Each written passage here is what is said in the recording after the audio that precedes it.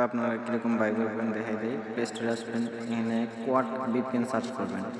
Quad VPN search করলে এই যে ভিপিএনটা আসবে এটা ডাউনলোড করবেন, এটা এখান থেকে ইনস্টল করবেন।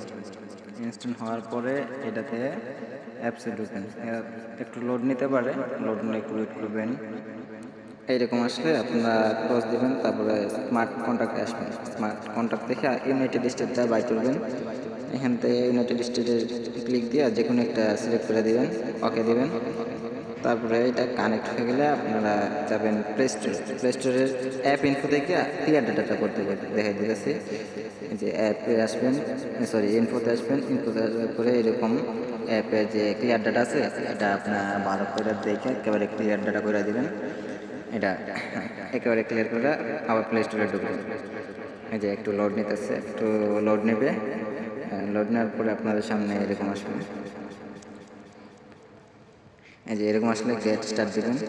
গেট স্টার্ট দেওয়ার পরে এখানে ইনস্টল বা কন্টিনিউ যেগুলো দেখাবে আপনাদের সামনে এগুলো আপনারা দিবেন, কন্টিনিউ দিবেন। কন্টিনিউ দিলে আপনাদের এখানে কার্ড অ্যাড করতে হবে।